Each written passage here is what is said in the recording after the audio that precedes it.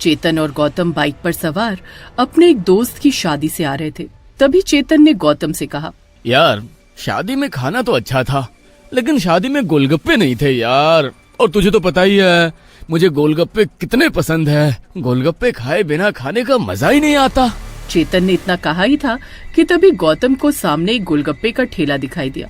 उसने ठेले के पास जाकर अपनी बाइक रोक दी। लगता है तेरा गोलगप्पे खाने का कुछ ज्यादा ही मन कर रहा था, इसलिए इतनी रात को भी हमें ये गोलगप्पे का ठेला मिल गया।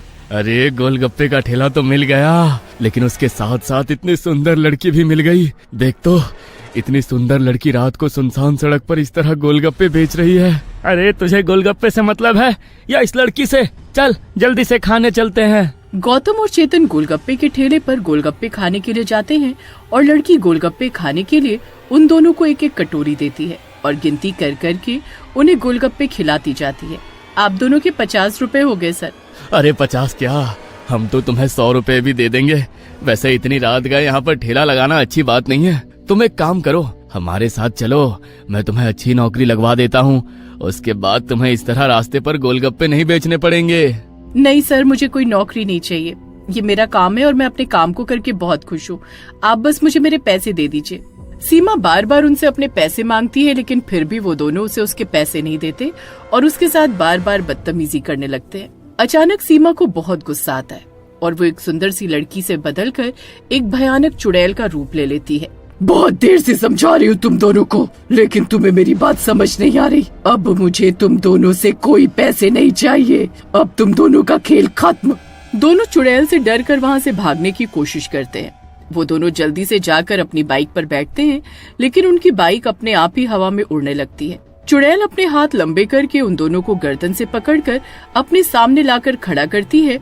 तुम जैसे बेहुदा लोगों को इस दुनिया में रहने का कोई अधिकार नहीं है। इतना कहकर चुड़ैल अपनी शक्ति से उन दोनों को मार डालती है।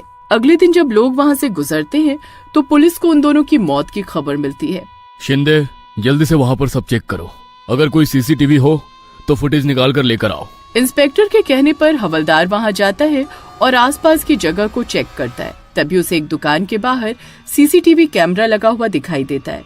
वो उस रात की सीसीटीवी फुटेज निकलवा कर थाने लेकर जाता है, लेकिन जैसे ही पुलिस वाले वो सीसीटीवी फुटेज चलाकर देखते हैं तो उनके पैरों तले से जमीन खिसक जाती है। ये कैसे हो सकता है? इस सीसीटीवी फुटेज में तो इन दोनों लड़कों के अलावा कोई और दिखाई ही नहीं दे रहा। तो फिर इन्हें मारा किसने? सर, कहीं ये किसी भूत प्रेत का चक्कर तो नहीं? क्योंकि सिर्फ भूत प्रेत ही कैमरे में रिकॉर्ड नहीं होते। हो ना हो इन्हें किसी भूत ने ही मारा है। मुझे एक बात सच सच बताओ गायत्री, तुम पुलिस में टेस्ट क्लियर करके भर्ती हुई हो या किसी की सिफारिश लगवा के?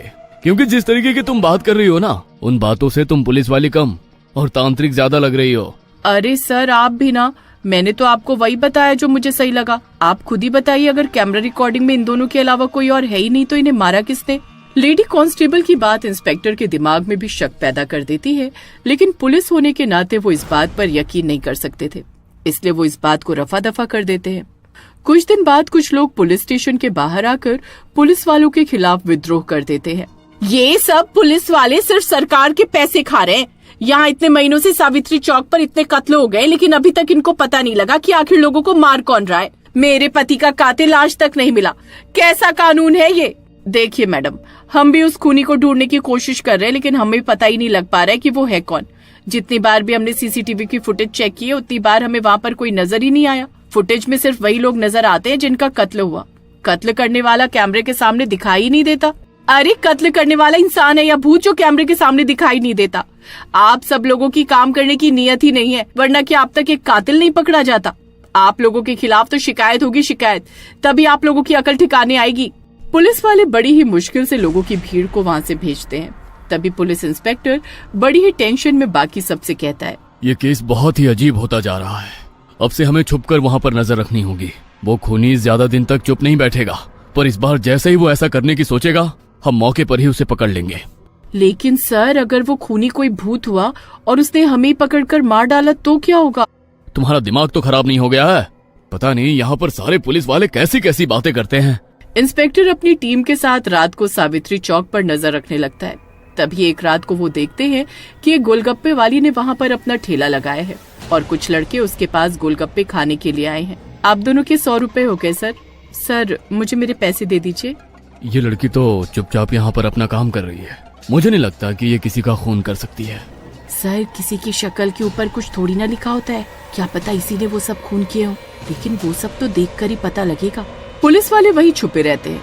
तभी गोलगप्पे खाने आए लड़के गोलगप्पे बेचने वाली लड़की के साथ बदतमीजी करने लगते हैं और देखते ही देखते गोलगप्पे बेचने वाली लड़की एक चुड़ैल में बदल जाती है और उन दोनों को मारकर वहाँ से गायब हो जाती है। ये सब देखकर तो पुलिस वाले भी बुरी तरह डर जाते हैं और डर के मारे उनके पैर वहीं जम जाते हैं।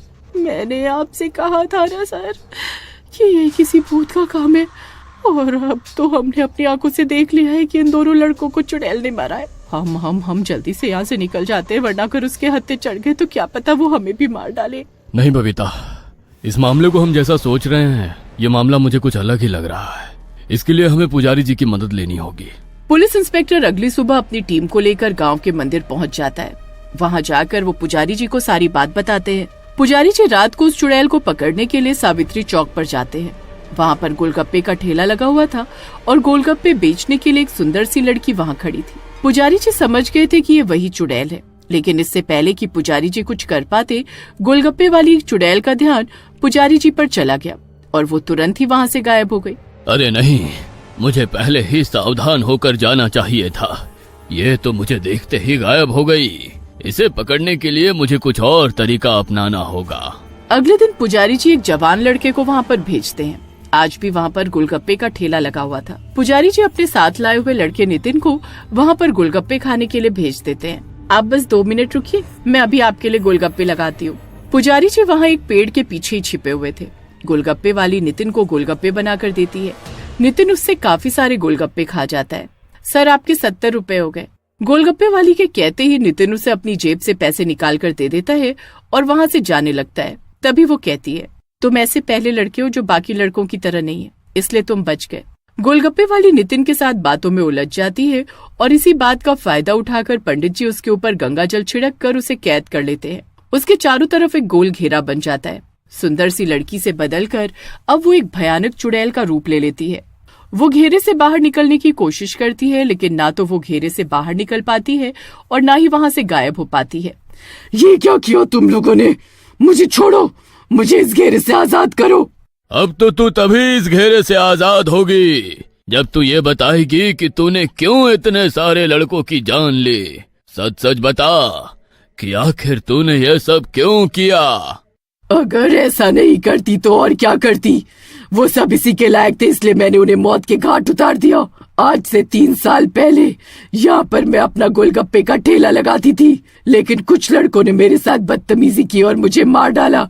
और ना जाने कितनी लड़कियों के साथ हर रोज ऐसा होता है। मैं आज भी यहाँ पर अपना गोलगप्पे का ठेला लगाती हूँ, ताकि अगर कोई ऐसी मानसिकता का लड़का मेरे पास आए तो मैं उसे जिंदा न छोड़ूं, ताकि आगे जाकर वो किसी और की जिंदगी खराब न कर पाए।